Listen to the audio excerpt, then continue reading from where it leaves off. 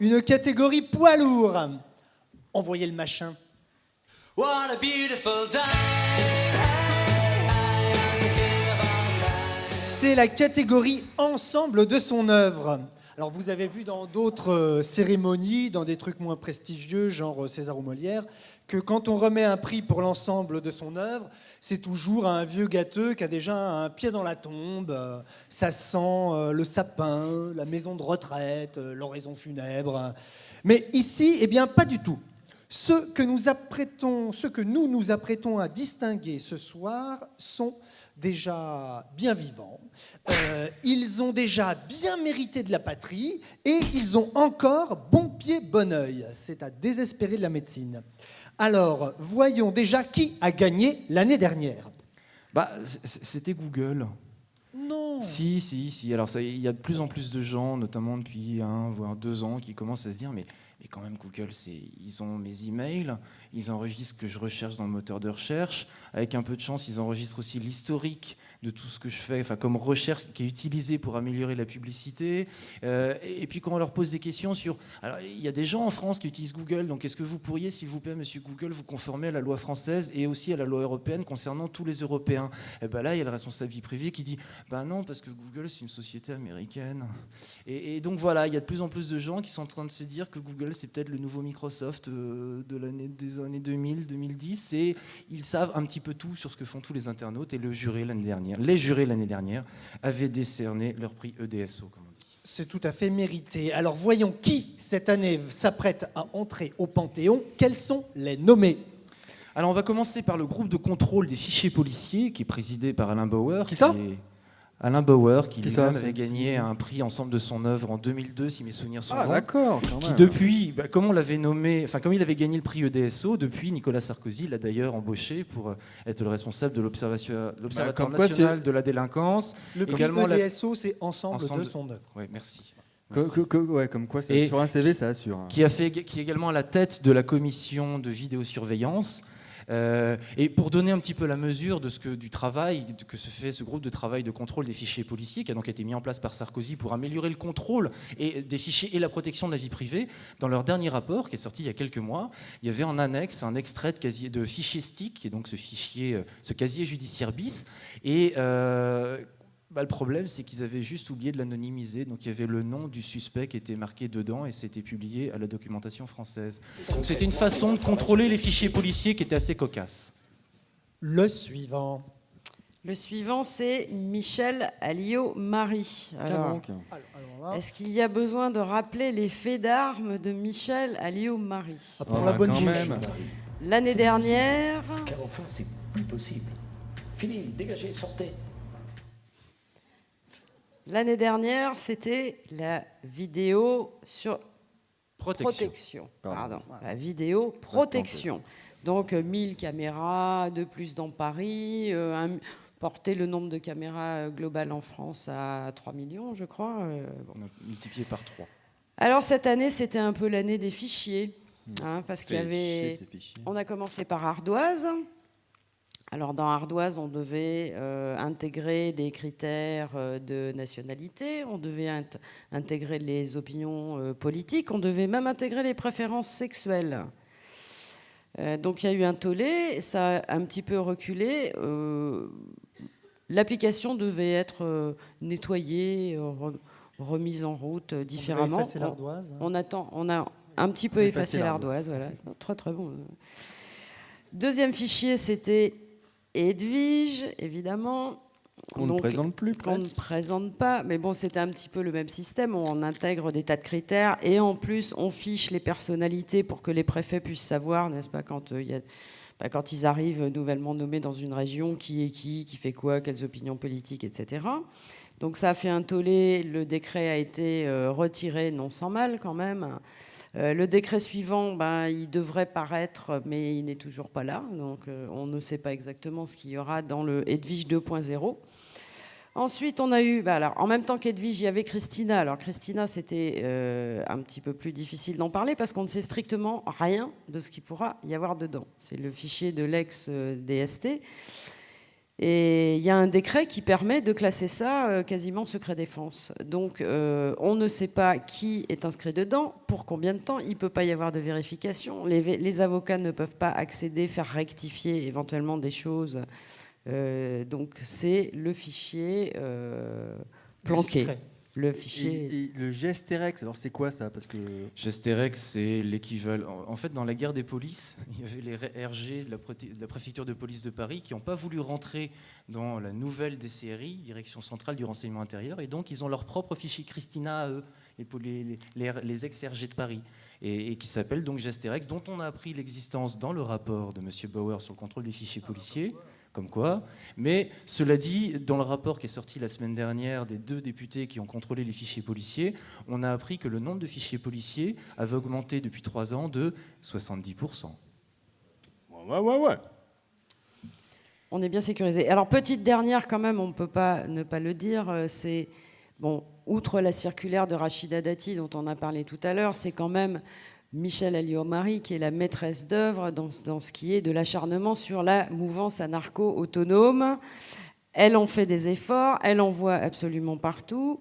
Et bon, c'est quand même sur les instructions de Madame la ministre que cette affaire Tarnac a été montée et qu'il y a 9 personnes inculpées et une personne qui s'appelle Julien Coupa qui est toujours derrière les verrous. Ça doit faire à peu près 5 mois sur des inculpations dont les avocats sont d'accord pour dire que ça ne tient pas la route 5 minutes. Il n'y a pas une ombre de terrorisme derrière tout ça. Donc ça, on peut aussi mettre ça à la charge de Madame la ministre. Ça fait du costaud et le candidat qui suit n'est pas moins faible. C'est le candidat qui suit. Ouais, c'est même un multirécidiviste, lui aussi, il s'appelle Xavier Darcos. Et lui, il officie à l'Éducation nationale. Alors lui, bon, là aussi, c'est difficile de faire un résumé un petit peu de sa situation. Bon, le fichier base élève, c'est vrai que ça fait partie des choses qui nous préoccupent, nous, au BBA, mais de manière plus générale, la manière dont il gère finalement ses relations avec les enseignants et les parents d'élèves sont quand même assez révolutionnaires. Il a été aussi évoqué le cas d'un autre fichier parallèle à base élève. C'est la base des identifiants, c'est-à-dire que c'est grâce à ce fichier qu'on pourra retrouver un enfant s'il change de système éducatif, s'il change de région ou d'études. Donc jusqu'à la fin de ses études supérieures, jusqu'à 35 ans, on pourra le suivre. Grands enfants, alors. Et M. Darcos s'est aussi distingué en passant un appel d'offres visant à surveiller les lanceurs d'alerte et toutes les personnes qui pourraient menacer l'intégrité du ministère.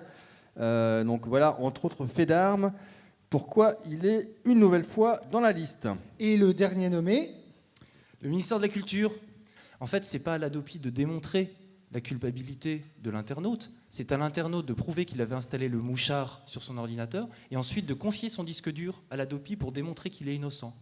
Et ça, nous, au Big Brother Awards, on estime qu'effectivement, par rapport à une logique de surveillance, on a rarement vu aussi pervers que ça. Ça s'appelle reverser la charge de la preuve et je pense que c'est quand même un principe qui va à l'encontre de tous les... Il a une belle tête de vainqueur. Ouais, une belle tête de vainqueur celui-là. On va, avant de se détendre et donc annoncer le prix, on va passer un petit clip fabriqué par nos copains de la Quadrature du Net. Jérémy Zimmerman n'a pas pu être présent apparemment ce soir. On en est désolé. Il a travaillé énormément justement cette semaine puisque c'était c'était une des semaines décisives pour le vote de cette loi. Et ils ont donc confectionné un petit film très rigolo que je vais arriver donc à trouver très vite. Il est où ? Allô Adopi, je viens de recevoir un email, je comprends pas. J'ai pas téléchargé, ouais, j'y suis pour rien, c'est quoi cette histoire Qu'est-ce que vous me voulez?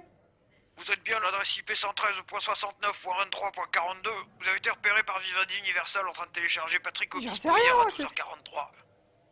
Mais j'en sais rien, moi, qu'est-ce qu'il me parle d'adresse IP, là, Pascal au bistrot, là j'en sais rien, moi j'y étais pas, Vous avez été c'est pas repéré moi. par Vivendi Universal en train de télécharger Patrick Obispo Et puisque hier je vous à dis que c'est pas moi. 12h48.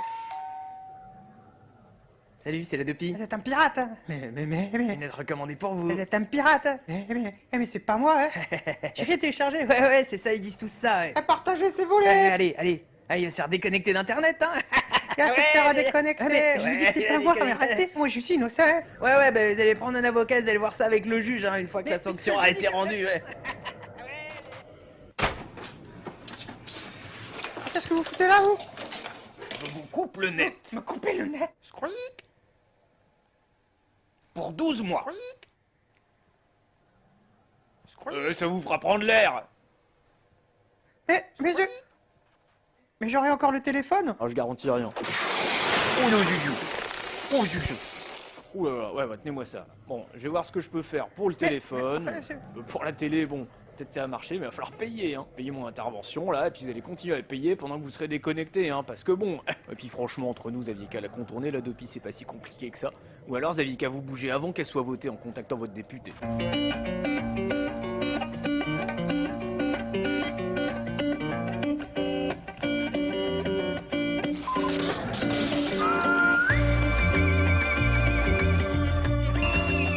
Eh bien, pour venir découvrir avec nous quel est leur lauréat de la catégorie poids lourd, j'appelle une nouvelle fois Mathieu Bonduel.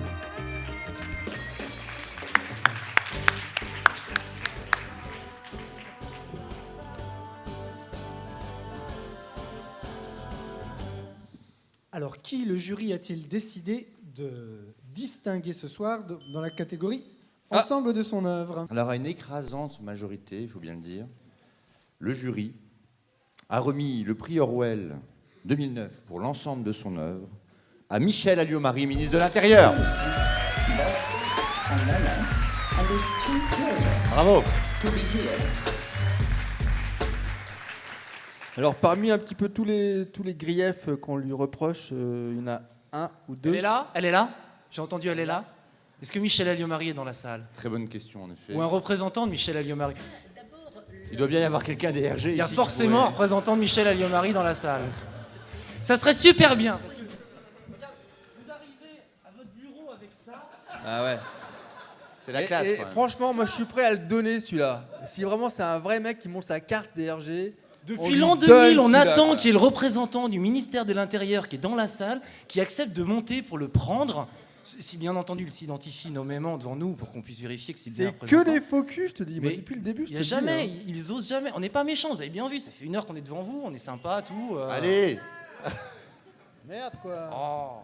Non alors juste pour conclure un petit peu avec toi Mathieu, bon je sais pas dans la liste, dans la flopée, je sais pas, il y a des choses qui t'ont... Bon, j'aime tout, je dois dire, mais... Ah, t'aimes tout. Je dirais que l'invention de la mouvance anarcho-autonome a ma préférence. D'autant que ma propre ministre y a aussi prêté son concours. Je suis d'ailleurs un peu déçu, je dois le dire, hein, que Mme Dati n'ait eu aucun prix ce soir, mais bon, c'est comme ça. D'ailleurs, si vous me regardez, Mme Dati, je dois dire que j'aime beaucoup ce que vous faites. Vous allez beaucoup nous manquer. Donc, l'invention de cette mouvance, très important, et puis des déclarations récentes qui viennent quand même conforter ce prix. Hein, je pense notamment à cette intervention policière absolument nécessaire à l'égard de lycéens qui se trouvaient sur un quai de la gare Montparnasse après un petit voyage touristique à Paris. Ils ont découvert les joies de la répression dans la capitale. Et je me souviens de ces déclarations de Mme Alliot-Marie qui a indiqué que la matraque de l'un des policiers était entrée en contact avec l'estomac d'un lycéen. C'est malheureux, mais... Et qu'elle-même, qui a été enseignante, n'aurait jamais été assez irresponsable pour laisser des lycéens sur un quai de gare. J'indique qu'ils devaient repartir chez eux. Mais... Voilà, donc j'avoue que ça nous conforte. Hein. Et vraiment, il n'y avait pas beaucoup de concurrence. Le vote est véritablement massif. C'est pas gentil. Ouais, pas du tout. Merci Mathieu.